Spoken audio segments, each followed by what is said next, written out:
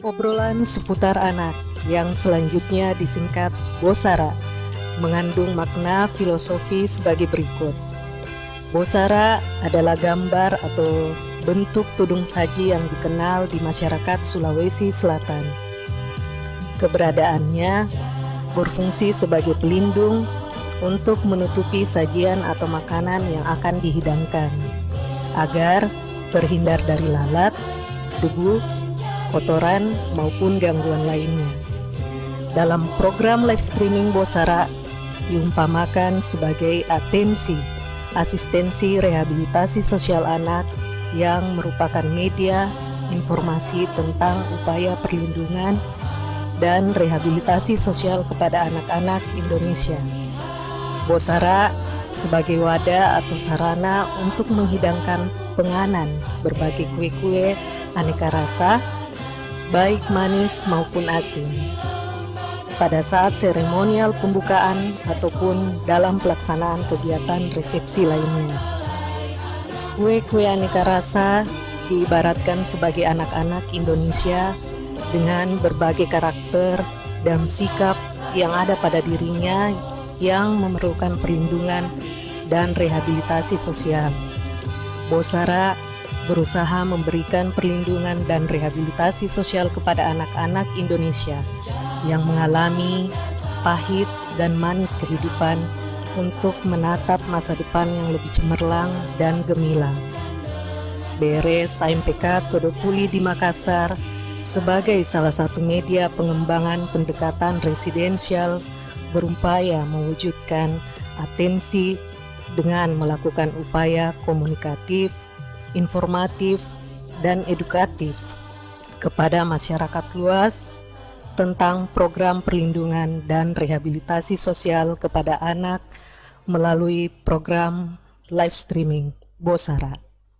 Assalamualaikum warahmatullahi wabarakatuh. Kembali lagi bersama kita dalam acara Bosara, obrolan seputar anak Balai Rehabilitasi Sosial Anak Memerlukan Perlindungan Khusus Todopuli di Makassar. Bersama saya hari ini telah hadir Kepala BRS AMPK Todopuli di Makassar. Selamat siang Bu Kris. Siang.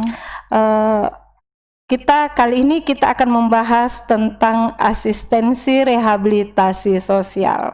Nah, pertama-tama yang ingin saya tanyakan, apa sih sebenarnya asistensi rehabilitasi sosial itu, Bu? Oh iya, asistensi rehabilitasi sosial atau yang disingkat atensi sebagaimana latar belakang dari program obrolan seputar anak ini atau Bosara adalah kebijakan dan program yang dilaksanakan melalui pendekatan holistik berbasis hak, pendekatan keluarga, komunitas, dan residensial serta multidisiplin. BRS AMPK Todopuli di Makassar yang selanjutnya disingkat BATM atau Balai Anak Todopuli Makassar adalah salah satu unit pelaksana teknis dari 41 UPT yang melakukan atau menyelenggarakan asistensi rehabilitasi sosial atau atensi khusus untuk rehabilitasi sosial anak.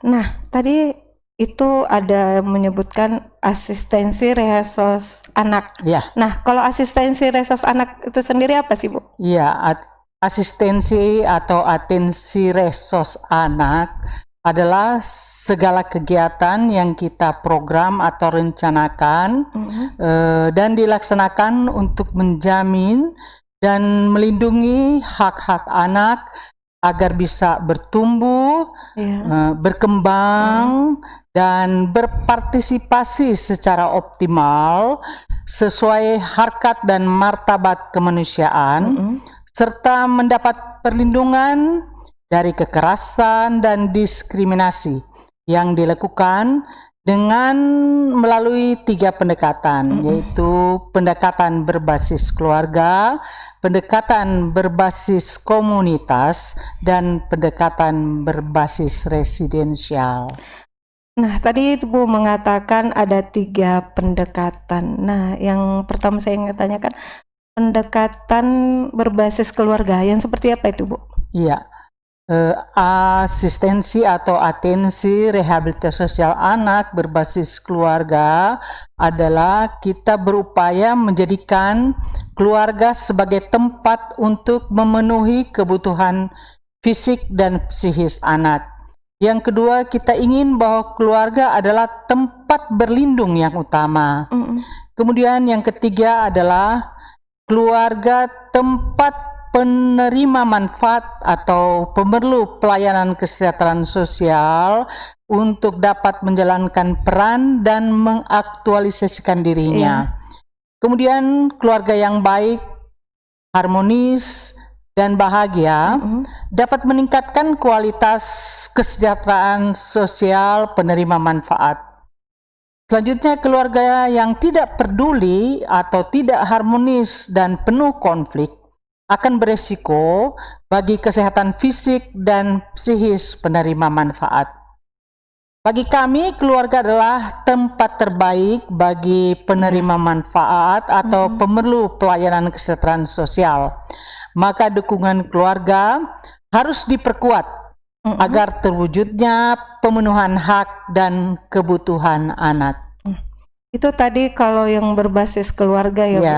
Nah, kalau yang berbasis komunitas? Iya, berbasis komunitas diupayakan dari lingkungan atau masyarakat yang punya kepedulian terhadap perlindungan dan rehabilitasi sosial anak. Komunitas merupakan lingkungan terdekat lingkungan terdekat bagi anak dalam pemenuhan kebutuhan fisik dan psikisnya. Kemudian komunitas yang memiliki kesadaran bersama akan melindungi anak dari kerentanan stigma dan diskriminasi. Lembaga kesejahteraan sosial atau yang kita kenal dengan LKS menjadi penggerak utama bagi keluarga dan komunitas untuk melakukan pendampingan kepada anak. Komunitas adalah yang terdekat dengan keluarga penerima manfaat. Maka, komunitas harus dikuatkan melalui LKS agar lebih sensitif dan responsif dalam mencegah dan menyelesaikan permasalahan yang dialami oleh anak. Nah, kalau yang terakhir, Bu, karena ini saya lihat agak sedikit berbeda keluarga, komunitas. Nah, kalau residensial, pendekatan residensial itu seperti apa, Bu? Iya, pendekatan resos anak berbasis residensial atau kelembagaan adalah perlindungan sosial yang dilakukan oleh balai atau loka yang melaksanakan atau menyelenggarakan rehabilitasi sosial terhadap anak. Kemudian kegiatannya dilakukan secara temporer atau ada waktu yang ditetapkan di dalam melakukan intervensi kepada anak.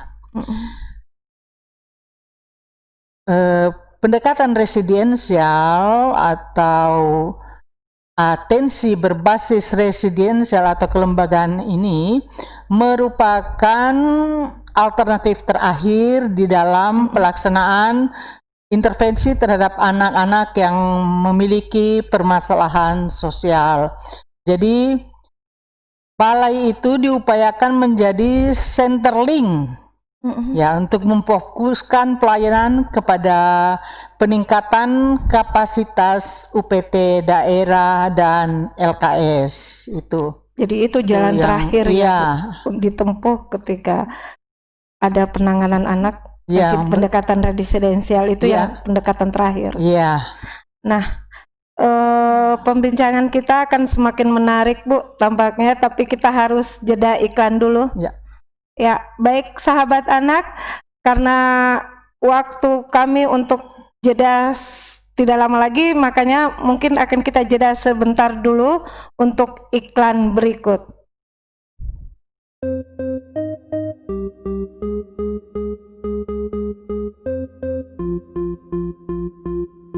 NAX Media presents a film round E-Freezing Beat Production.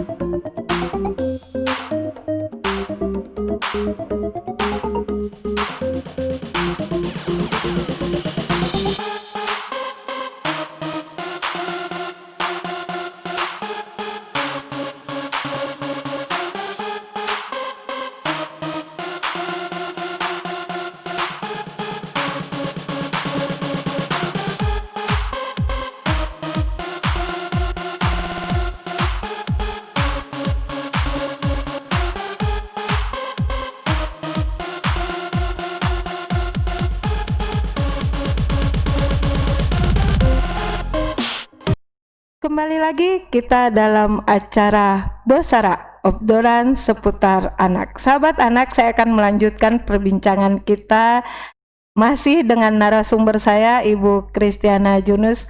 Kita lanjutkan, Bu Kris. Ya, silakan. Yang saya ingin tanyakan, apa saja sih yang telah dilakukan oleh BRS AMPK Todopuli terkait dengan pelaksanaan atensi resos anak?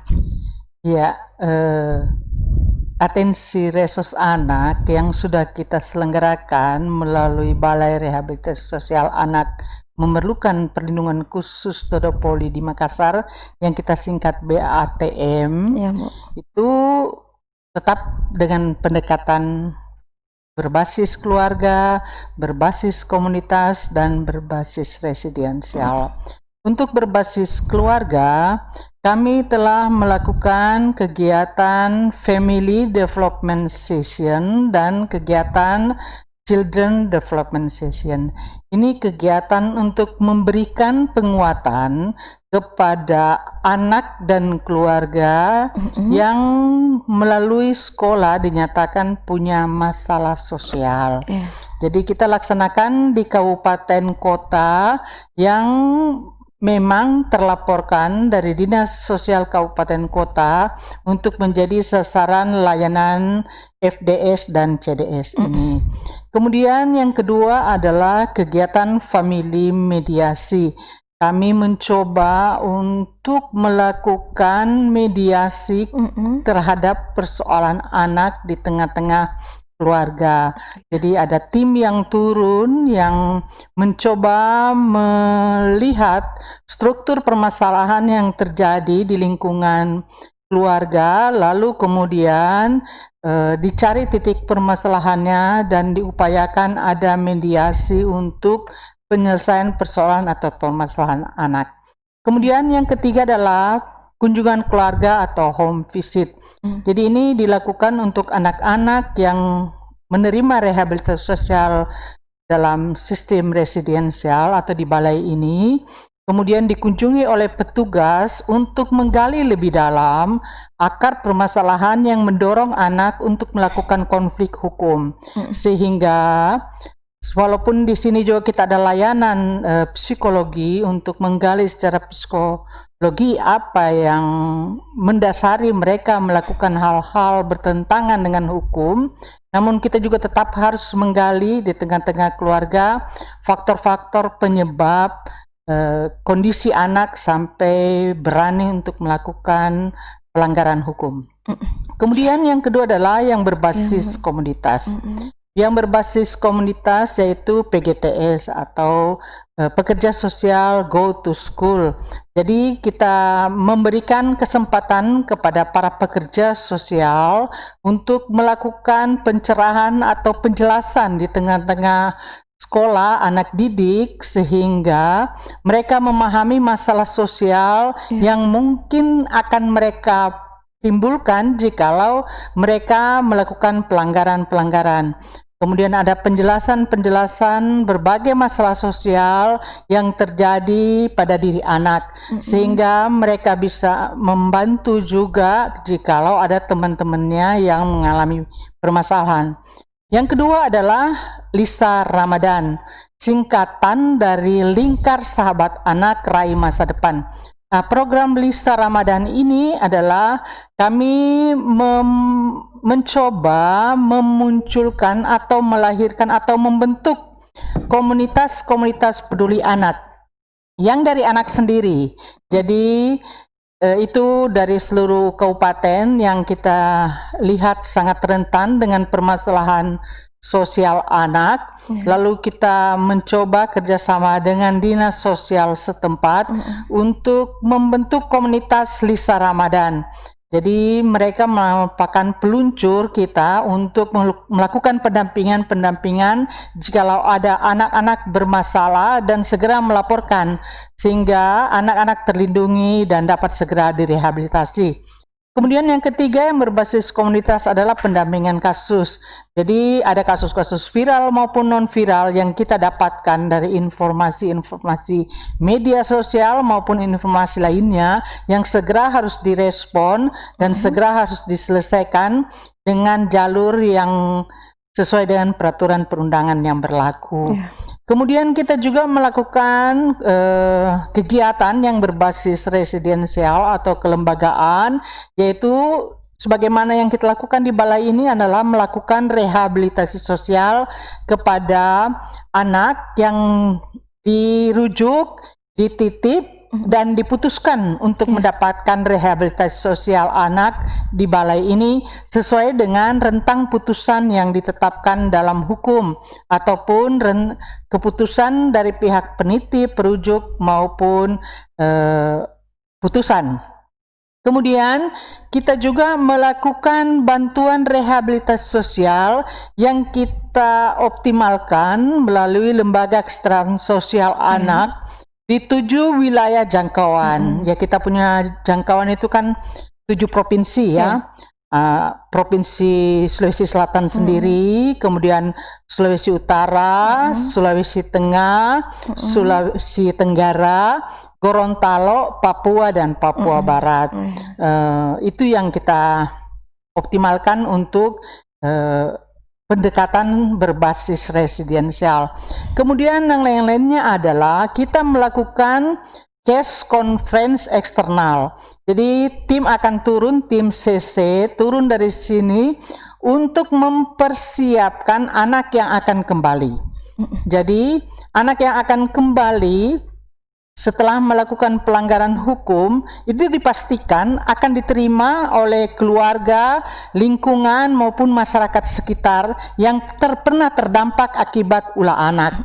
Jadi ini kita buat dalam suatu conference untuk membahas kasus anak, review selama mereka melaksanakan pembinaan di tempat ini, dan yang kita undang adalah para pihak perujuk, pemutus kasus anak atau masalah anak, kemudian pihak penitip, dan intervensi dari kelembagaan-kelembagaan lainnya yang punya kontribusi untuk memutuskan hal terbaik terhadap anak, misalnya lembaga pendidikan. Jikalau anak kemudian kembali dari sini harus melanjutkan pendidikan, maka pastikan bahwa lembaga pendidikan telah tersedia. Itu yang kita lakukan melalui kegiatan case conference ya. Nah, kalau tadi apa yang telah dilakukan oleh BRS AMPK terhadap asistensi resos anak. Nah, yang ingin saya tanyakan, untuk kedepannya apa yang akan dilakukan oleh BRS AMPK Todopuli terkait asistensi resos anak ini, Bu? Iya, di tahun 2020 itu secara ringkas ya yang saya jelaskan. Kemudian untuk program tahun 2021 kurang lebih tetap sama, tetapi berpatokan kepada visi kita. Visi kita adalah mitra terbaik rehabilitasi sosial anak memerlukan perlindungan khusus. Kemudian kita juga memiliki misi, yaitu sebagai pusat unggulan rehabilitasi sosial. Ini harus kita wujudkan. Kemudian pusat sumber-sumber sosial. Jadi karena sumber-sumber kita menjadi pusat sumber-sumber sosial, maka sumber-sumber yang ada di sini harus betul-betul paten, sehingga bisa dimanfaatkan oleh institusi, keluarga maupun komunitas untuk melakukan kerjasama. Kemudian kita juga adalah pusat layanan rehabilitasi sosial. Peningkatan untuk mengarah kepada pusat layanan rehabilitasi sosial itu semakin intens saat ini, Karena tahun depan program-program pembangunan untuk fisik itu, untuk peningkatan layanan itu betul-betul diperhatikan oleh Pak Dirjen, sehingga tahun depan insya Allah beberapa perubahan untuk sarana prasarana anak ini semakin harus ditingkatkan, karena kita akan berupaya untuk mencapai visi dan misi yang ditetapkan. Kemudian untuk mencapai itu tentu saja kita harus menyusun menyusun perencanaan program serta anggaran. Ini sudah kita usulkan dan alhamdulillah kemarin sudah turun dan sudah disetujui apa-apa yang kita ingin sampaikan sesuai dengan site plan dan market yang kita rencanakan, sehingga lokasi balai ini yang begitu besar itu betul-betul terisi dan dapat optimal fungsinya sesuai dengan kebutuhan anak. Kemudian kita tetap juga melakukan kemitraan untuk dikembangkan dan membangun jejaring kerja, karena ini penting untuk kita bersama-sama melakukan intervensi terhadap anak. Kalau kami bekerja sendiri itu tidak mungkin, pasti harus ada intervensi dari lembaga-lembaga yang qualified, yang sesuai dengan kebutuhan anak. Misalnya kami membutuhkan lembaga psikologi, di tempat kita tidak ada psikolog, berarti otomatis kita bekerja dengan lembaga psikologi. Kita membutuhkan dokter, kita nggak punya dokter di tempat ini, kita harus bekerja sama dengan dinas kesehatan, atau kita menetapkan satu orang tenaga medis yang tetap melakukan monitoring ataupun perawatan ataupun pengecekan kesehatan terhadap anak-anak yang dilakukan dalam balai ini. Kemudian kita juga seperti yang saya katakan tadi, kita terus-menerus ingin meningkatkan sarana prasarana yang ada.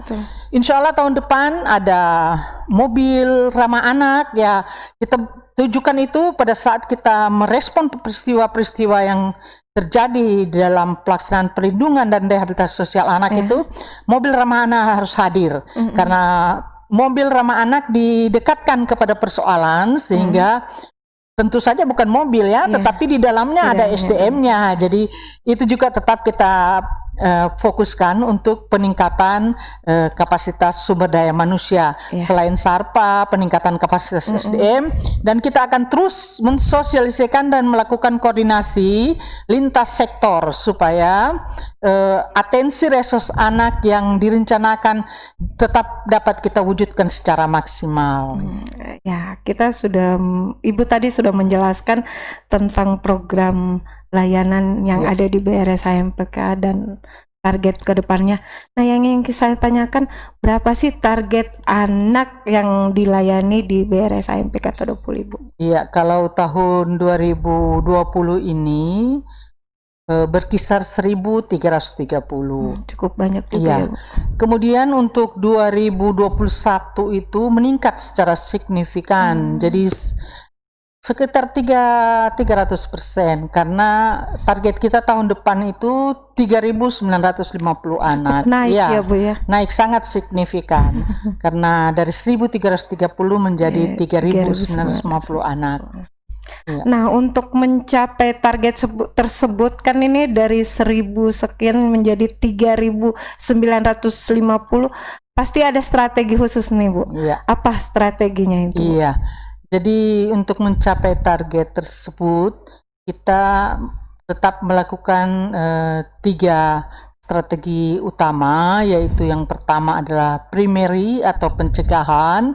Ya, kita lakukan pendidikan, melalui pendidikan seperti tadi yang saya katakan, diberikan informasi atau kampanye sosial, kemudian sensitisasi melalui kegiatan pekerja sosial Go to School, melalui webinar, apakah parenting skill, dan dengan tema-tema yang menyangkut bagaimana kita berupaya supaya permasalahan anak tidak terus-menerus meningkat.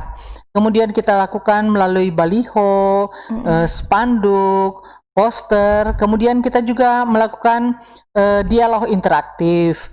Jadi seperti inilah kita mencoba mengangkat program Bosara, obrolan seputar anak. Ini sebenarnya tujuannya untuk melakukan pencegahan sehingga masyarakat yang mengikuti program ini tahu benar bagaimana sih persoalan anak, dan kalau anak bermasalah kemana seharusnya dia dibawa gitu.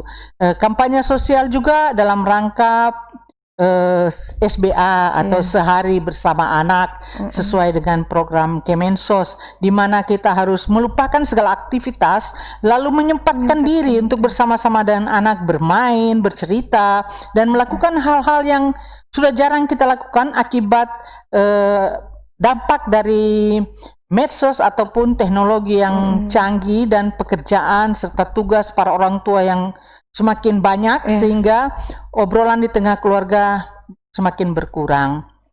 Kemudian yang kedua, secondary-nya adalah penguatan keluarga. Nah, kalau di Kementerian Sosial itu ada namanya program Keluarga Harapan, terus kemudian ada bantuan sosial tunai, kemudian BPNT ya, kemudian BSP, kemudian ada sembako, kemudian ada kartu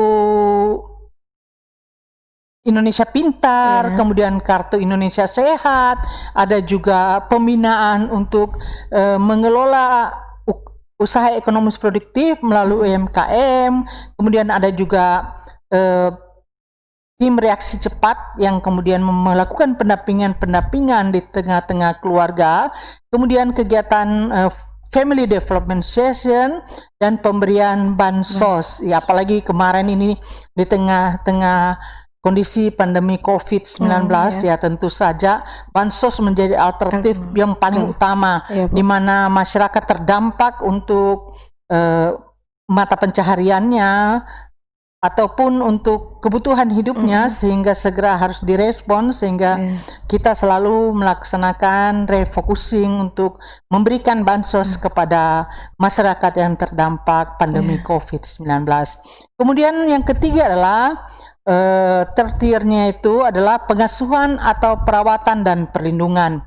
Jadi pengasuhan, perawatan dan perlindungan ini yang tadi berbasis residensial, jadi melalui balai, kemudian kalau di daerah namanya panti, kemudian ada juga family based care, kemudian community based care, dan melalui respon kasus. Itu mungkin yang bisa saya sampaikan.